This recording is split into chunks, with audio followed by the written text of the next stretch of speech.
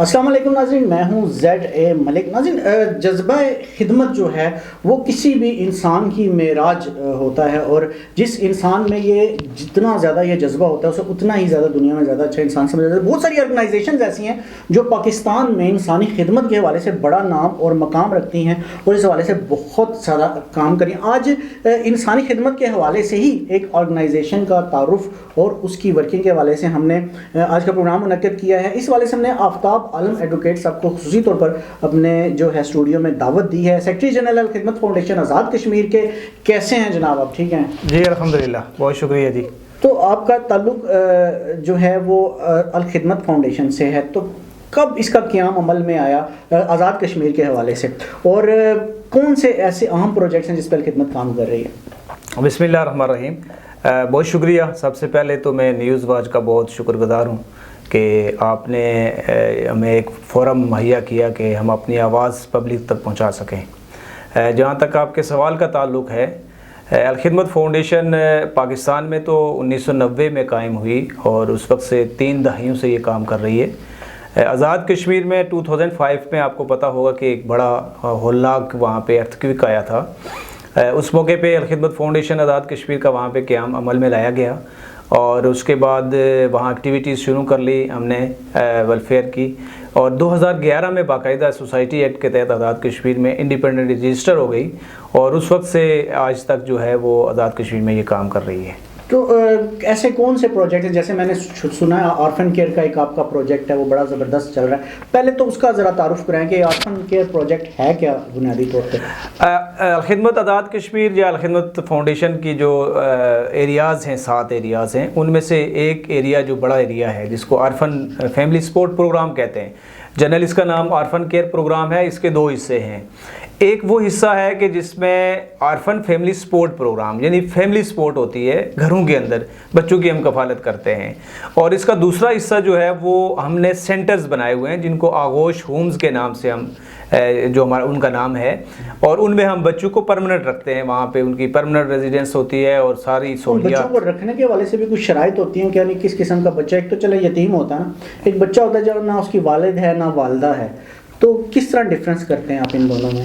اچھا، یہ ہمارے ہاں جو آرفن فیملی سپورٹ پروگرام ہے اس میں تو موسٹلی وہ بچے ہیں کہ جن کے والد کی ڈیتھ ہو گئی ہے اور والدہ موجود ہے، گھر میں سنبھال رہی ہے، تو اس کو ہم فیملی سپورٹ پروگرام کا نام دیتے ہیں کہ فیملی کے اندر ان کی سنبھالنے والی ماں موجود ہے، تو ہم اس کو آرفن فیملی سپورٹ پروگرام میں رکھتے ہیں۔ لیکن ایسے بچے کہ جن کے والد بھی چلے گئے، ان کو سنبھالنے والا کوئی نہیں ہے، ان کی فیملی میں کوئی ایسا فرد نہیں ہے کہ جو ان کی کفالت کر سکے، تو ان کو ہم کہتے ہیں جی کہ ایسے بچے ہمارے آرفن کے اس آغوش سینٹر میں، آغوش ہوم میں شفٹ ہو جائیں، اور ہم موسٹلی 4 سال سے 10 سال کے بچے لیتے ہیں دونوں پروگرام میں۔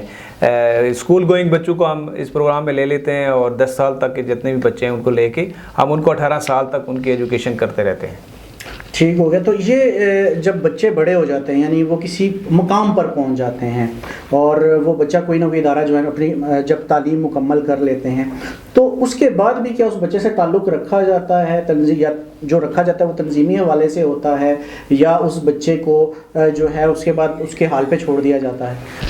اصل میں یہ وہ بنیادی سوال ہے جس کا جواب میں تھوڑا سا تفصیل سے دینا چاہتا ہوں۔ پاکستان میں اس وقت بہت ساری ایسی ویلفیئر آرگنائزیشن کام کر رہی ہیں آرفن پہ۔ تھوڑا سا ڈیفرنس جو الخدمت فاؤنڈیشن اور دیگر آرگنائزیشن میں سمجھتا ہوں، میں نے اس پورے پروگرام کو جس طرح سمجھا ہے، وہ بنیادی فرق یہ ہے کہ ہم بچے کی ایجوکیشن کے ساتھ ساتھ 4-5 چیزیں ہیں کہ جو ہم آرفن فیملی سپورٹ پروگرام کے تحت اس بچے کو سہولت فراہم کرتے ہیں۔ پہلے تو اس کی ایجوکیشن ہے، اس کی ایجوکیشن میں جو بھی سپورٹ ہو سکے اس کو ہم ٹیوشن تک اور اس کی اسکول میں جا کے اس کی مانیٹرنگ اور ساری چیز ہم ایجوکیشن میں کرتے ہیں۔ لیکن اس کے ساتھ ساتھ ہمارے اسٹڈی سینٹرز ہیں جن میں ان کی کریکٹر بلڈنگ ہوتی ہے، اس کو کردار سازی، جی کردار سازی، mother and child character development programme ہے ہمارا، جس میں اس کی ماں کی بھی تربیت ہوتی ہے، اس بچے کی بھی تربیت ہوتی ہے، اور وہ بنیادی جو ویلیوز ہیں ایک انسانی زندگی کی وہ سکھاتے ہیں۔ ایماندار ہو، وہ دیانتدار ہو، وہ کہیں دھوکے باز نہ بن جائے، بڑا ہو کہ ایک اچھا پاکستان کا بہترین شہری بنانے کے حوالے سے آپ کام کرتے ہیں، اور جب وہ بن جاتا ہے اور وہ کسی ادارے میں چلا جاتا ہے، ظاہری بات ہے پاکستان کا ایسٹ بن جاتا ہے، وہ بچہ پاکستان کے لیے ایک اثاثے کی حیثیت اختیار کر جاتا ہے. تو یہ تو بڑا زبردست یعنی کہ آپ نے کام کیا. لیکن ایک آپ نے لفظ یوز کیا تھا کہ ہم بچے کا جو بچہ یتیم ہوتا ہے اس کے لیے اسپانسر لیتے ہیں. اس اسپانسر تھوڑا سا ہمیں سمجھائیے، اسپانسر کیا ہے؟ بچے کو اسپانسرشپ سے مراد یہ ہے کہ جو یتیم بچہ جس کو کچھ سنبھالنے والا نہیں ہوتا، ہم اپیل کرتے ہیں عام پبلک سے، اور پاکستان کی پبلک ہو یا آزاد کشمیر کی پبلک ہو، ہم اس سے یہ اپیل کرتے ہیں کہ آپ کے پاس اگر فرض کریں 2 بچے ہیں تو تیسرا بچہ اس کو لے لیں، 3 ہیں تو چوتھا بچہ اس کو لے لیں. اور اسپانسرشپ مخیر حضرات کو آپ اس پہ بلاتے ہیں اور ان سے کہتے ہیں کہ کسی بھی 1 یا 2 بچوں کی کفالت اپنے ذمہ. جی کفالت. اور اس کے لیے طریقہ کار یہ ہے کہ ہم انہیں یہ 4-5 چیزیں بتاتے ہیں کہ ہم بچے کی تعلیم بھی دیتے ہیں، تربیت بھی کرتے ہیں، ہیلتھ اسکریننگ بھی کرتے ہیں، اس کو خوراک بھی دیتے ہیں، ایون اس کی مدر کو آسان شرائط پہ قرضے بھی دیتے ہیں تاکہ وہ اپنا چھوٹا موٹا کوئی کام کر سکے. اس کے لیے ہمارے جو ایک بچے کے پہ خرچہ آتا ہے ہمارا کوئی ماہانہ 4,000 روپے آتا ہے، اور سالانہ جو ہے 48,000 روپے اس پہ اخراجات آتے ہیں. تو ڈونر بآسانی ایک بچہ لے لیتا ہے، اور اس وقت ہمارے آزاد کشمیر میں تقریباً 1200 بچے ہیں کہ جن کو ہم سپانسر کر رہے ہیں. آغوش سینٹرز میں جو پرورش پا رہے ہیں اور جن کی نہیں، آغوش سینٹرز جو ہیں اس میں چونکہ پرمننٹ رہتے ہیں، وہ ہمارے 2 آغوش سینٹر ہیں. ٹھیک ہے. اس میں کتنے بچے ہیں؟ ڈسٹرکٹ راولا کوٹ میں ہیں کوئی، ابھی ہم نے ریسنٹلی اس میں کوئی اضافہ کیا ہے، 100 کے قریب بچے اب چلے جائیں گے انشاءاللہ وہاں پہ، اور 60 کے قریب باغ ڈسٹرکٹ کے اندر بچے ہیں جو پرمننٹ وہاں پہ رہتے ہیں. اور یہ ہمارے آغوش کے یہ جو پرمننٹ بچے ہیں ان کی جب تعلیم اور باقی چیزیں کمپلیٹ ہو جاتی ہیں تو پھر ان کے ساتھ کیا کیا، یعنی کہ ان کو اس کے بعد واپس ان کے جو ہیں پیچھے وہ وارثان ہوتے ہیں ان کے حوالے کر دیا جاتا ہے یا کیا؟ جی وہ تو گھر تو آتے جاتے رہتے ہیں، اور ان کا گھر کے ساتھ ایک تعلق بھی ہے، چھٹیاں ہوتی ہیں تو وہ گھر چلے جاتے ہیں. ایسے بچے بھی ہیں جن کے بالکل پیچھے ورثہ ہی نہیں ہوتے؟ ایسے بچے بھی ہیں کہ جن کے پیچھے بالکل. کتنی تعداد ہوگی تقریباً آپ کی؟ ہم نے اس طرح تو ان کا کوئی ایسی کیٹیگری نہیں کی، لیکن بچے ایسے ہوتے ہیں کہ جن کی نہ ماں ہوتی ہے، نہ والد ہوتا ہے، نہ کوئی چچا نہ تایا ہوتا ہے، ان کی فیملی میں کوئی فرد نہیں ہوتا کہ جو ان کی دیکھ بھال کر سکے. کیونکہ زلزلے میں بھی اس طرح ہوا تھا کہ ایسے بہت سارے بچے رہ گئے تھے جن کی پوری جی بنیادی طور پہ ہمارا یہ پروگرام 2013 میں شروع ہوا، ابھی 7-8 سال ہوئے ہیں، اور انشاءاللہ گزرتے وقت کے ساتھ ساتھ. اور کون سا بڑا پروجیکٹ ہے آرفن کیئر کے علاوہ جو سب سے بڑا پروجیکٹ کہہ سکیں الخدمت کے حوالے سے جو کشمیر میں کریں؟ ڈیزاسٹر ایک بہت بڑا ہمارا پروگرام ہے، چونکہ آزاد کشمیر کا ریجن یہ ایسا ہے کہ جہاں ڈیزاسٹر زلزلے آتے اکثر رہتے ہیں اور اس طرح کے زلزلے ہی نہیں آتے، وہاں آپ بارشیں ہو جائیں تو لینڈ سلائڈنگ. گزشتہ عرصہ میں یہ آپ نے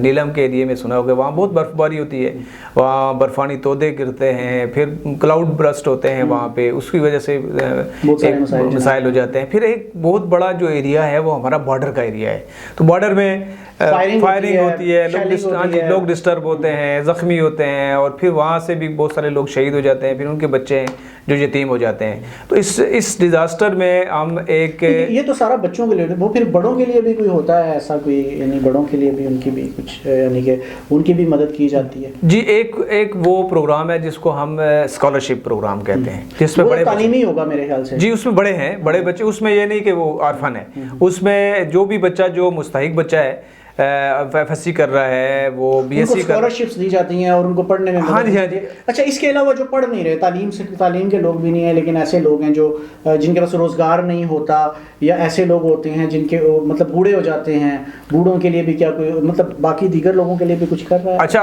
ہمارے چونکہ میں آپ کو تھوڑی سی تفصیل اس کی یہ بتاؤں کہ 7 ایریاز میں ہم کام کر رہے ہیں. ڈیزاسٹر ہمارا ایک ایریا ہے، ٹھیک ہے. کلین واٹر ہے جس میں ہم پورے صاف پانی، اس وقت آزاد کشمیر میں 75% جو پانی وہ صاف نہیں ہے، اچھا گندا پانی ہے.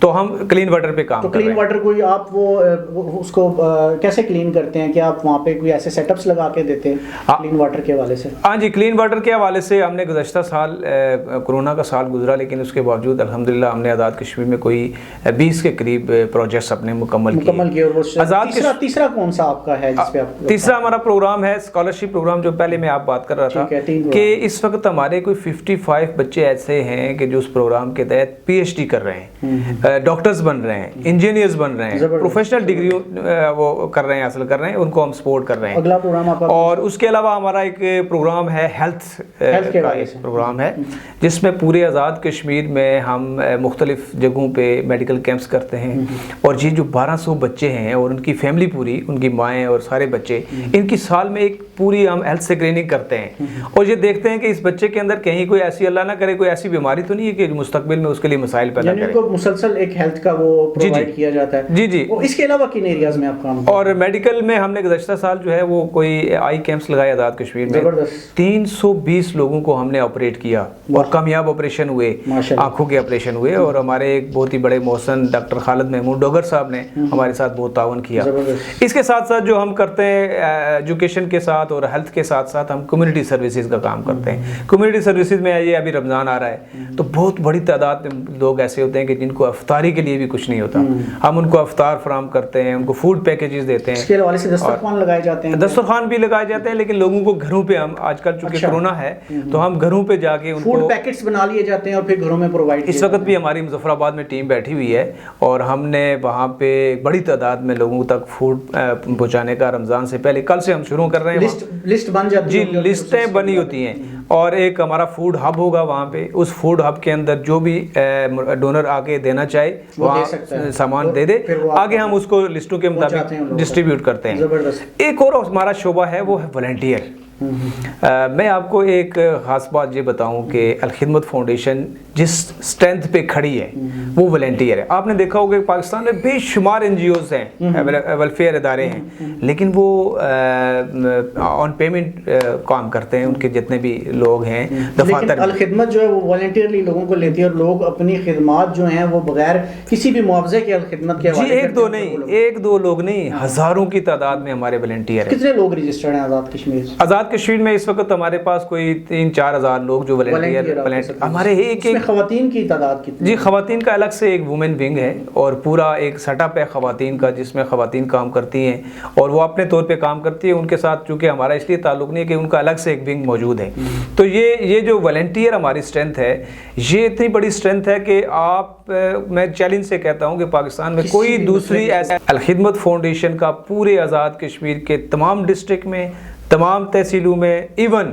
تمام یونین کونسلز اور وارڈز کی سطح پہ ہمارے والنٹیئرز موجود ہیں اور ایک کال پہ ہم کوئی بھی ڈیزاسٹر آ جائے تو الحمدللہ وہ وہاں کام کر سکتے ہیں۔ ہم بات کر رہے تھے آفتاب عالم ایڈوکیٹ صاحب سے جو سیکرٹری جنرل خدمت فاؤنڈیشن آزاد کشمیر سے، زبردست گفتگو ہوئی اور انہوں نے الخدمت کے حوالے سے ہمیں بتایا کہ آزاد کشمیر میں انہوں نے کتنا زبردست کام کیا ہے اور کام کر رہی ہے، اور اس طرح کی جتنی بھی تنظیمیں جو نہ صرف ملک کا احساس ہیں بلکہ عوام کا بھی احساس ہے، ان کے لیے ہمیں بھی بڑھ چڑھ کر ان کے ساتھ مدد کرنی چاہیے، ان کے ساتھ ان کے پروگرامز میں حصہ لینا چاہیے۔ ہم کوشش کریں گے کہ الخدمت کی طرح اور بھی جتنی آرگنائزیشنز پاکستان کے لیے، پاکستان کی عوام کے لیے کام کرے، وقتاً فوقتاً ہم ان کو بھی لاتے جائیں اور آپ کے ساتھ تعلق کراتے جائیں۔ انشاءاللہ اگلے پروگرام کے لیے جلدی حاضر ہوں گے اور آپ کو ایک کسی نئے موضوع اور کسی نئی تعارف کے ساتھ آپ کے سامنے آئیں گے بھی اور آپ کو معلومات بھی فراہم کریں گے۔ اللہ حافظ۔